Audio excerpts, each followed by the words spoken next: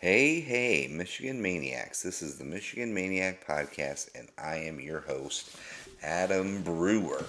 This is the big game pregame, Penn State. That's right, guys. We are in the home stretch. We are in the two out of the three most important games in this team's fucking life right now. So, before we get into this one, obviously, all the same stuff as usual. I'm on all social media, all of it, all the social networks, everything you can think of: Twitter, Instagram, Facebook, all of it. Go to each one. You find me under Michigan Maniac Podcast or Maniacs Podcast, whatever. You'll find me there. Hit me up. Let me know what's going on. We'll converse. Have some fun at the expense of the other team.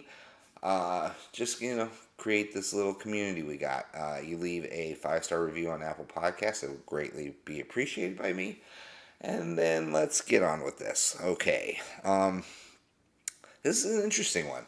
I mean, this is very important game. I mean, this game is freaking humongous. But I think this is a game. Now, if you were to say, obviously, it's at the beginning of the season, this was one of those games that you circle and be like, okay, this could be a loss for us because we haven't won in Happy Valley since 2015. By the way, that was the last time that it was an afternoon game. Every other one since then has been a whiteout at night. Thank God we're not doing it this year. I know they've started off rough, right? Penn State did not look good in numerous games this year. The Iowa game, but that's more that Clifford got hurt, and then Illinois was just straight garbaggio. Uh, but ever since then, they've been kind of looking fairly decent.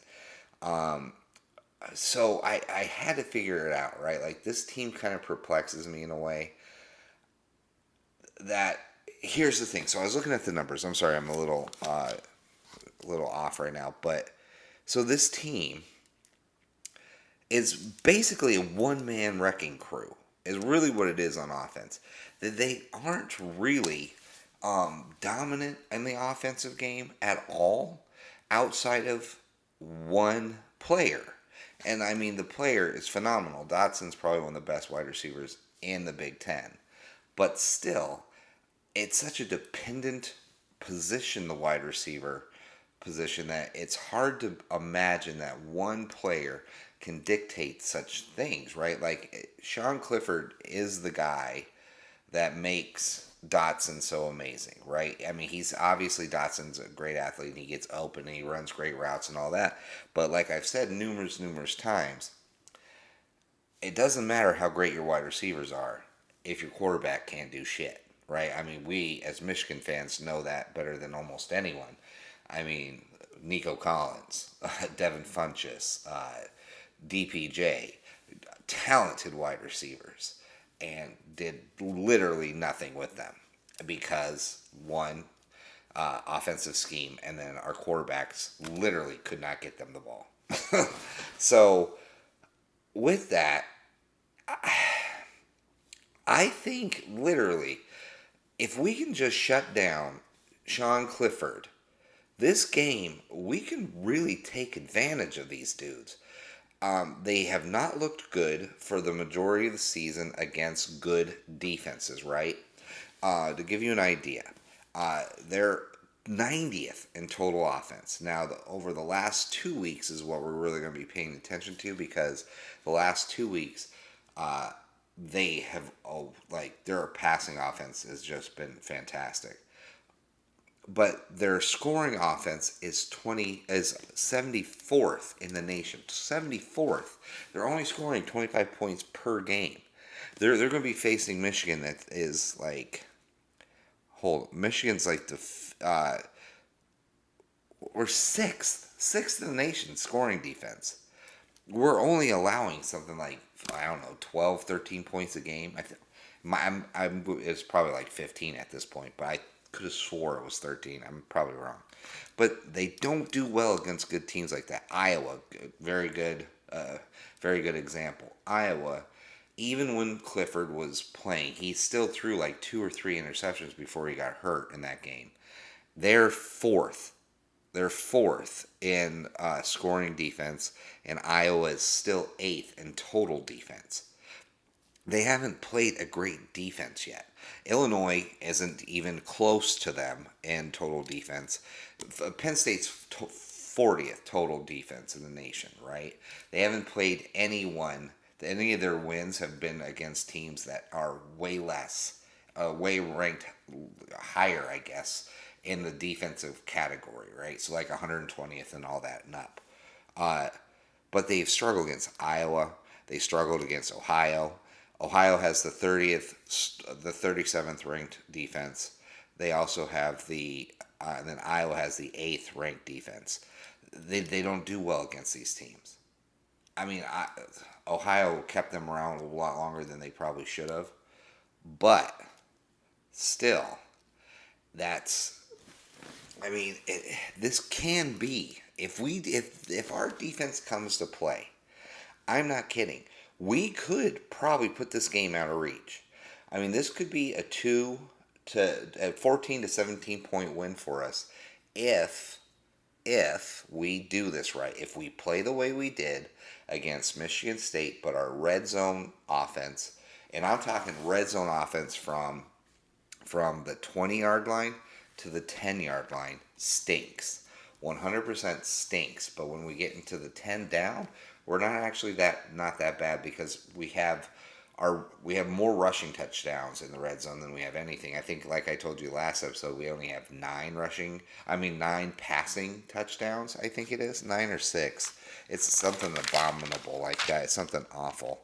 But with that being said, though, if we get into the 10, even though it is a boring offense, but when we're the 10 and lower, we do seem to get the ball in there, and that's just because we just jam it down their throat and then we get lucky enough to score it in there. But if our red zone offense from the 20 to the 10 actually becomes creative, and I would use our tight ends, double tight ends. Hell, I'd put 3 tight ends out there. I don't know, and run them every which way. I don't give a shit what we do. Let's just do it. But the red zone's got to work. And I know what you're saying. No, they're a really good running defense, and they're this and they're that. You know, their pass defense is pretty decent. They're not. Okay, they're just not. And this is what shocks me. This is the true enigma to this defense. Okay, I couldn't believe it myself. Now, their defense. Penn State has they're the 40th total defense in the nation. Not too bad, right? They're not awful, but it's not great. Let's see, their scoring defense. Oh no, before I get into that, because that's something that blew my hair back. The passing defense is ranked 39th in the country. They allow 212 yards passing. And then their rush defense, they're 52nd in the nation in allowing 146 yards per game. 146 yards per game. That plays right. That sounds like 2 stat lines that Michigan averages every stinking game. You know, at least Cade McNamara, or the combination of Cade McNamara and J.J. McCarthy will at least get 212. You know our running back should get over 146 yards rushing. So with those two kind of poor defenses, right, the pass and the run together, but they're still the 9th in the nation in scoring. So somehow, some effing way, they are able to stop teams from, I don't know if it's they other teams fuck up, or they punt, or I don't know what it is, but it's crazy to me. They're 9th in the nation. They only allow 16 points per game. 16 points per game for a team that has both passing offense and passing defense over 40 or 40 and over. That's nuts. It doesn't make sense to me, because you would think if you're only allowing 16 points per game, your defenses are in at least the top 25, top 30. But both of them are 39 and 52 respectively, I guess, if that's respect. I don't know how they do it. They must have had games where and I'll admit it. I have not watched much of Penn State at all. I watched that Iowa game, and then I watched the Illinois, the most boring 9 overtime game you'll ever see in your life, and I've watched those two. I didn't see anything that shocked me. I didn't. I know their defensive line is very good. It looks like they can get up and after the passer, and that scares me because Indiana made our offensive line look very pedestrian last week. So I'm not excited about that. They have pretty strong linebacker play, which can end up biting us in the butt. They have a senior linebacker, Brooks, who has 69 total tackles on the season. So I mean, pretty solid, pretty solid. It seems like it's a senior led defense because they've got a senior safety who has 4 interceptions, which leads the team as well. So it's not like you're going to get them on inexperience.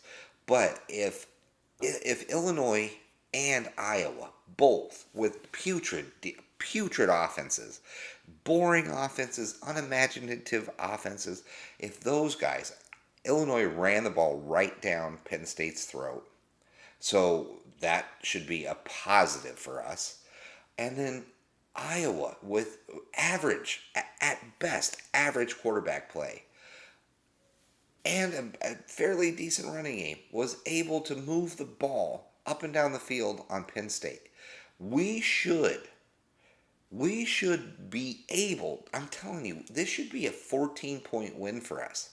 It should be. Now, listen, I've said that this should be this and this should be that, and then in that Rutgers game, and Rutgers came to play, and we put our head up our butt. So anything can happen when it comes to this Michigan team. But the thing that makes me really excited is DJ Turner's completely come on lately. He is an absolute strength back there. He's starting to look like the shutdown corner that we used to have with either Ambry Thomas or Hill or, just, I mean, name any Peppers, Dribbling, Jordan Lewis. I mean, name him. He's starting to look like that now. Vincent Gray's doing fantastic.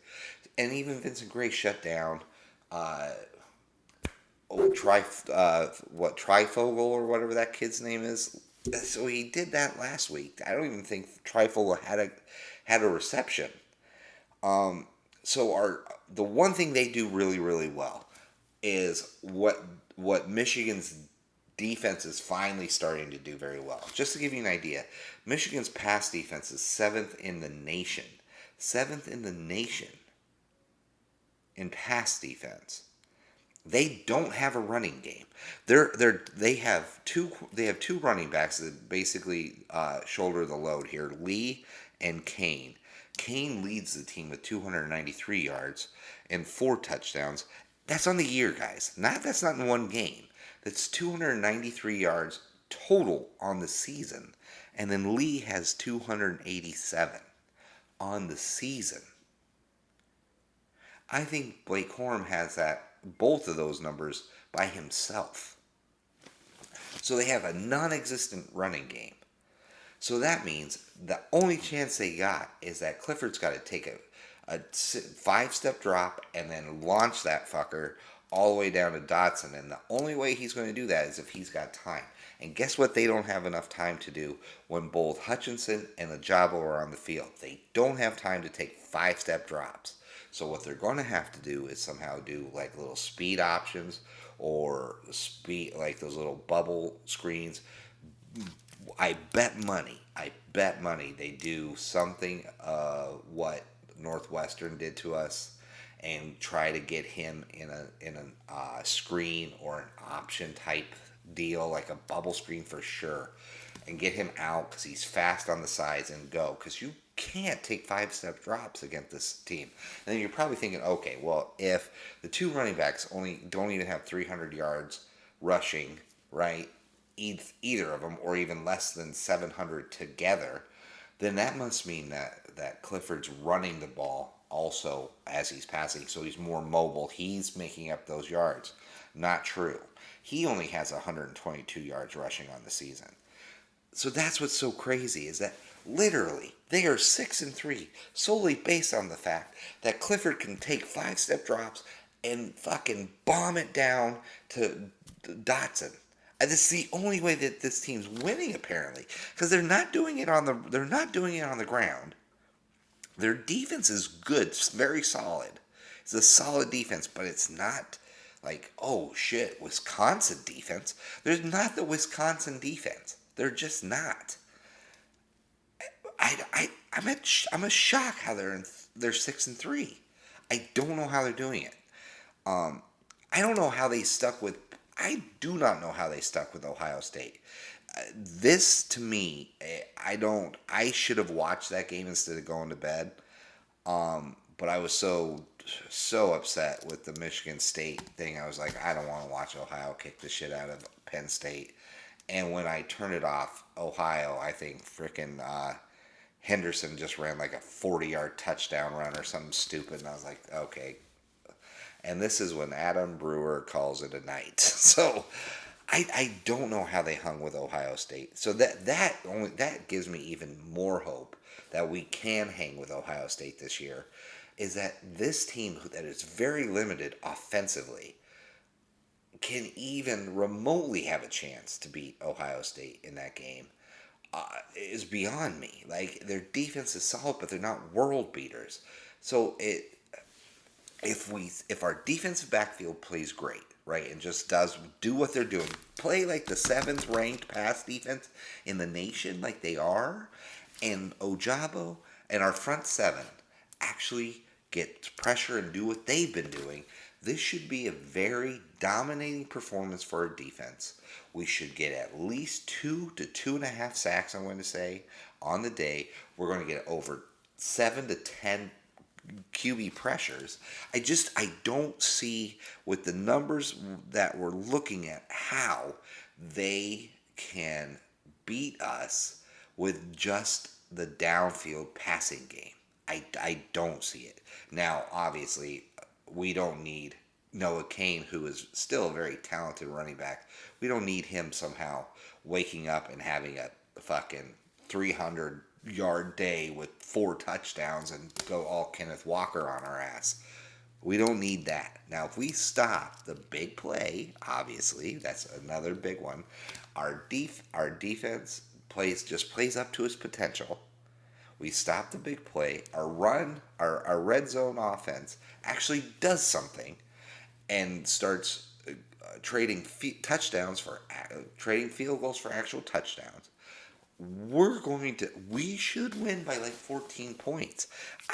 I'm looking at the numbers saying there's no way this game has got to be closer because they play as tough every game. It's always a tough battle, right?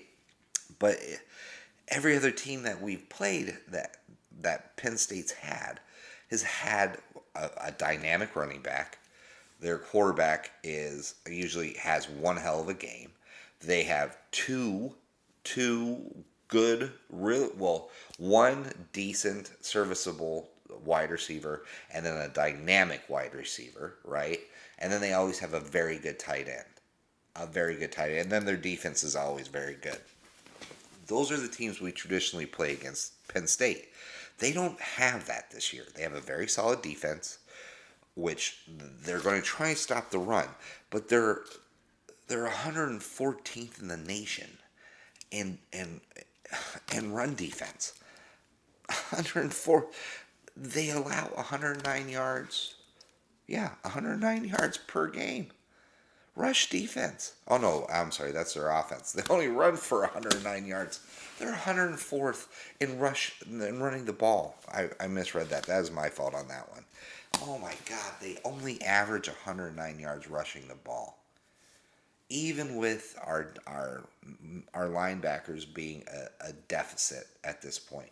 The only thing that I think that could really harm us in this, okay? A few things, actually. If all those injuries are actual real injuries, right? If, like, Corum is actually really hurt, Edwards isn't coming back anytime soon, if that's real. If Andrew Anthony's really hurt, if, like hurt enough not to play in this game, or Did they not come back because we already had a handle on the game and they wanted to make Penn State wonder? Well, who do we have to play? Who do we have to game plan around? Do we have to game plan around Cade McNamara, or is he hurt? I know he came back in and played, but is he going to be 100%? Which wide receivers do we game plan for? Which tight ends do we game plan for? Maybe it's a little bit of gamesmanship by Harbaugh in Michigan by not bringing those kids back in when they probably could have. Now, I don't know about Jamon Green. I heard he's actually hurt. Don't know.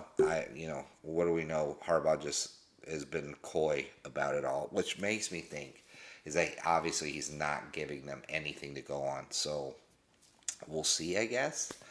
I don't know though. So that's if all those injuries are real and they're not going to play, that hurts a lot. So that could hinder obviously already dragging offense. But our offense is we total offense, we're ranked 20th. We're ranked 20th in the nation. Penn State ranked 90th total offense, right? We're not off. We're in the top 20 for the first time in a while in total offense. That's not bad. That's pretty good. Our scoring scoring offense 15th. We're 15th in the nation in scoring offense. Penn State 74th.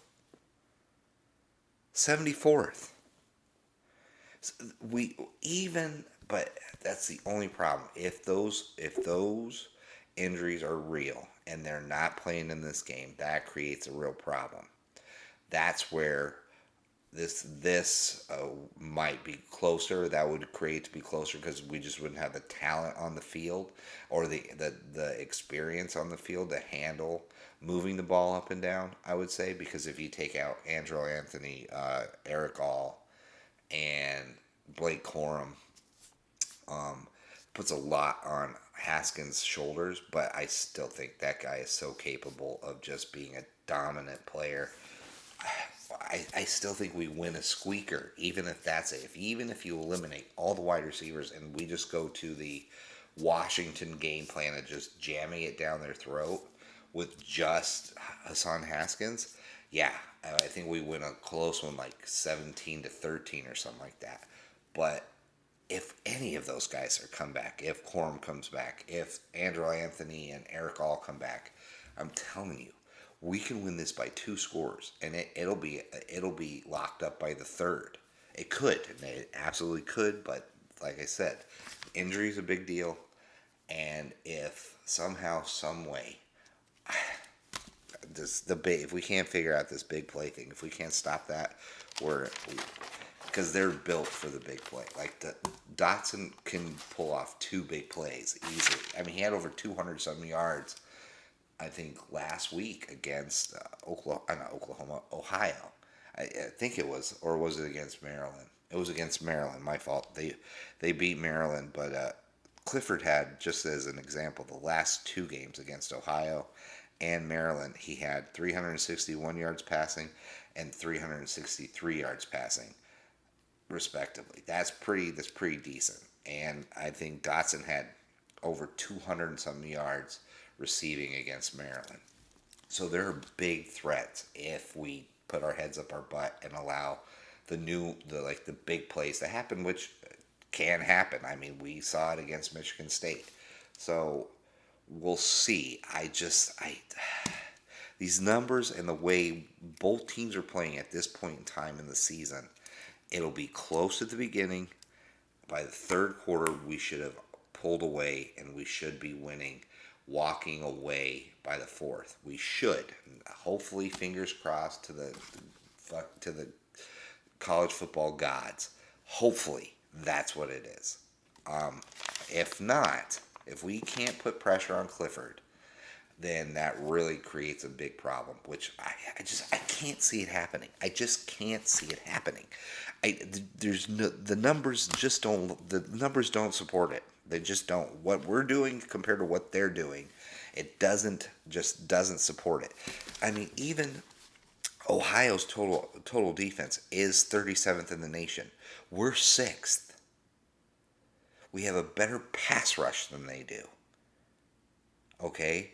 We have comparable cornerback play, defensive back play. They have probably stronger linebackers. Let's just face it. They probably have stronger linebackers. But overall, we have a much better defense. This is going to be one of the best defenses they've played all season outside of Iowa. And we all saw what happened with Iowa. Iowa knocked out Sean Clifford, and then they played like shit the rest of the time. But still, it wasn't. I don't see how we lose this one, and I don't see. But that's the thing, right? That's the thing with Harbaugh in this tenure is that there are games that you should win and that you are the better team, and yet we still find a way to lose. And that's the thing that bugs me about this. But we have so much on the line here. I mean, we win this game. We win this game, and we have Maryland. Obviously, I take Maryland seriously, but we win this game. It proves that we can go on the road, win in a place we haven't won since 2015. We can rise to the challenge because, even though the numbers say they shouldn't be able to beat us, they don't believe that. They're going to show up to kick us right in the nuts and beat us. And then if we just win, it sets it up for one hell of a fucking fight against Ohio at the end of November, just like God intended. Michigan and Ohio State standing on one field, punching each other in the face to see who goes to the Big Ten title game. Oh, does it get any better than that? Like, I know it hasn't worked out for us. I know that. Obviously, I mean, anybody who has half a brain knows it has not worked out for us lately. But what more can you ask for as a Michigan fan without knowing the ultimate result, right? Obviously, you want them to beat Ohio State. That goes without saying. But I'm just saying, before the game, what more can you ask for?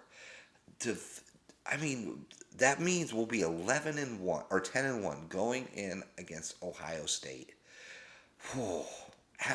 To chance to win at least 11 games in the year, which doesn't happen very often for Michigan. I think we've done it 3 times in our history or something like that, something crazy. To be in the Big Ten title game and potentially go into the playoff. Oh my God. What more can we ask for? And we can't have that day. We can't have that lead up if we don't win this game. And for that alone, I think this team's going to be focused. That reason alone. Because if not, there is no tomorrow if we lose this game. There isn't. Who gives a shit about Maryland? And all we're doing when we play Ohio State is we're just hoping that we can win for our own self-respect. But if we don't win this game, fucking forget it. So because of that, I believe this team is going to be focused. I wouldn't have said that about any other team that Harbaugh's had outside of the 2016 team. But this team is made up differently. They've proven it. They had just an awful loss, and they've come back and they look good. They look kind of rusty. Not like they beat Indiana, but they should have really beaten by more. But that seems to be the song theme of the whole frickin' season so far. But anyways, the culture's good. They're going to be focused. They're going to be ready. And the numbers support Michigan winning by at least 14.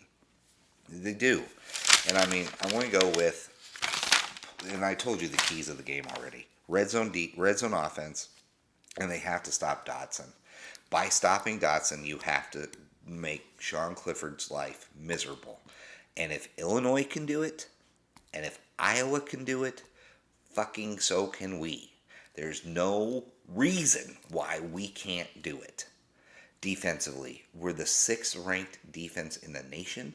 We have the 7th ranked pass defense in the nation, and I didn't even bother to look up the run because I could run for what Noah Cain's going to be able to run for in this game, which is going to be less than 15 yards. I'm playing, but you know what I mean.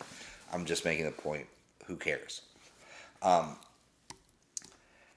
Stop Dotson. You got to make Clifford uncomfortable. You got to make his life miserable. Red zone offense. We do those 2 things, we're going to win the game. Right? We're going to win the game. Players of the game, I'm going to go with H2 until otherwise. H2 is just the dog. I don't know what's up with these injuries. So, with one person that I know is the constant, I'm going to go with the constant, and that is H2 for the offense. And defense, I'm going to say DJ Turner or Vincent Gray, whichever one it will be put on Dotson. I think you're going to see a big game from one of those two in shutting that kid down. I'm not saying that he's going to have a miserable game, but I mean, I don't think he's. Dear God in heaven, please don't let him, don't let him Kenneth Walker us to death, please.